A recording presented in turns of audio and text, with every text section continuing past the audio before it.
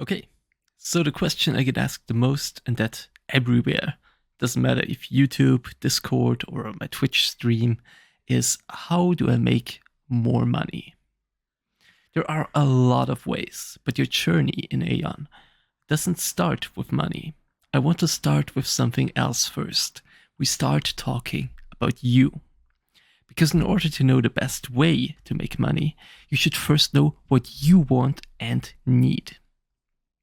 So the first thing I want you to do is make a little roadmap for yourself. So we start with your stigma build. What stigmas do you need? Which ones do you need the most? How do you get them? Is it Kinah? Is it Abyss points? How much do you need of those? Do you go dredging every day you can so you make your way to those important stigmas? These questions are important because they decide if you can do dungeons effectively or not. So now you have a path for your stigma build.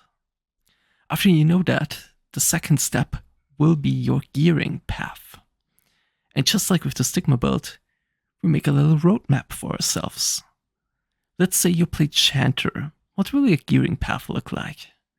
You will, just as any other class, have the steel reg set to start your endgame journey. Now what do we want beyond that? Let's start with your weapon roadmap. We have two choices for weapons early on, which are Traroan's staff and Bakarma's staff. We definitely want the Traroan staff, an extendable weapon, which is the best PvP weapon on this patch.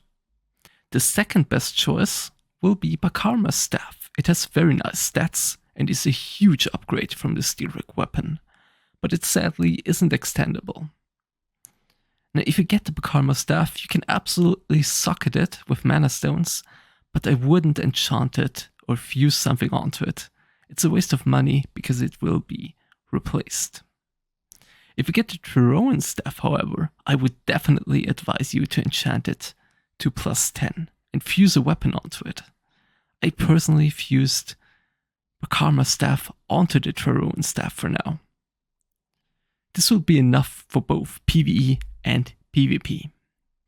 If you go further into the real best weapon, then obviously it will be Tabata's staff. However, to get that one, you have to be ready for Dark Puerta, rank S.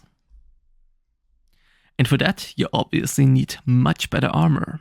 So with the weapon roadmap finished, we start with the armor roadmap. But honestly, you don't even have much of a choice here. The only thing you can upgrade to is the Anahart's armor, which you can get in Dark Puerta. Doesn't matter what rank, you have the chance to drop pieces of it on every single boss or mini-boss. And lastly, the final roadmap we need is for accessories. You will collect a lot of them on your way to your weapon and armor, because the golden accessory set from Teolab is amazing to start, and the accessories from Dark Puerta are the best in slot accessories for PvE. I can go more in detail with that, but just to give an example, Noah's Tears, Earrings of the Ascending, Anhart's Leather Belt, and so on. Now you have all of your gear mapped out. You have an exact path and know exactly where you get what. Because if you want to make money, you should work on your own gear first. You can now take a look at what is most important and what is less important. In case of the Chanter, you should focus on using all of your runs of Teolab to hopefully get the Traroan staff as soon as possible. If those runs are exhausted, you can do the next thing, which is Droutnir Cave, to hopefully at least get the Bakarma staff. Also no, I did not forget about Anahart's staff, which is also an option and can drop in Dark Puerta. So you have the chance to get this one as well while you're collecting your armor pieces.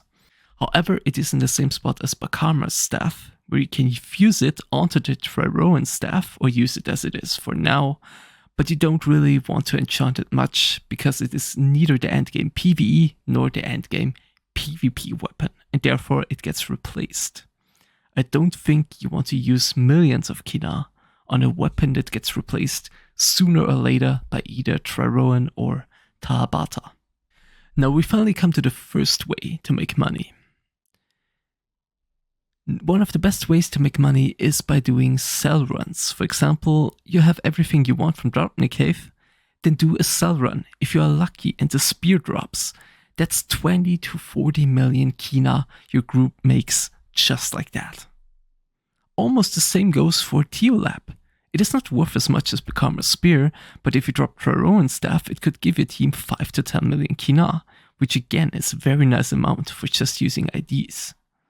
And even if nothing special drops, you still get the standard loot and the diamond from the boss, which should give you a profit of 200-300,000 Kinah anyway.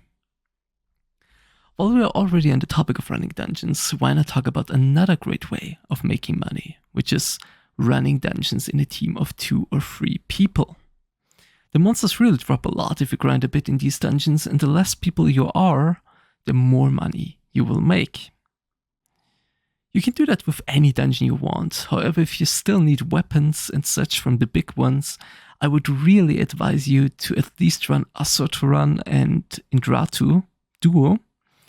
Both of those are very easy to do in a duo team, and they drop a lot of good and precious stuff. I did 2 runs a couple of days ago, and we got 7 gold items, 2 of them worth 500,000, and the Bestial Fury Stigma, which was worth almost 4 million Kinah. The third way of making money is simply grinding mobs. There are 2 spots which are very good, and both of them are in Teobomas. One being Caledon's, and the second option is the Mala Cave. It obviously has a lot of good points. It is a PvE zone, so you don't have to worry about getting killed by another player, and you can freely go AFK every now and then. But also there are different channels, which has a huge benefit for everyone. It is never crowded, so you have enough mobs to farm, and also the named mobs around here will appear on all the different channels, which means you could get multiple named mobs in a row, and that is really big money. To show you a little test of mine, I did 3 runs, every run 15 to 20 minutes of farming, and these are the results. Run 1, almost 280,000 thanks to a lot of green and white drops. Run 2, only 70,000. And run 3, 90,000 and the Graceful Tunic, which is a golden cloth armor, and it's worth around 500,000 Kinah. So you see the results are a bit hard on the RNG side, but the income is fairly nice. You also have to keep in mind this test was done on my support chanter, so it did not have a lot of damage, and therefore if you play, let's say, a ranger, you will surely be able to kill double or triple the amount of mobs in the same time frame. Another great way of making not only Kinah but also getting a couple of Abyss points are the Abyss dungeons. That includes the Roa Chamber and the Asteria Chamber. Both of them are very easy to do. You can just go as 3 or 4 people for the left and right side and get 2 chests. In these chests are a lot of Kinah. I'm talking about 300,000, which of course gets split between your group, but it still is a good amount. Now additionally to this amount, you also drop a lot of cash loot in there and Balao scales, which are also sellable for around 50 to 60,000 per piece. You can do these dungeons once per day. They only take up to 15 minutes, and you don't even need a cleric. A chanter can heal this on his own as well. So why not take advantage of that nice Kinah and Abyss points income? Now the last way I want to mention is farming Abyss guards. I don't think I have to say much to that. They give a very nice amount of Kinah, and they also drop stigma shards, which are also sellable for 400-500 Kinah per piece.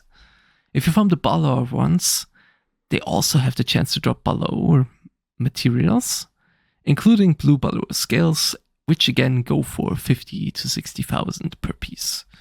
Now you will not be able to do that peacefully or half AFK, since a lot of people will try to kill you or take away your mobs, but it nonetheless is a good option because you also gain a lot of Abyss points by doing that.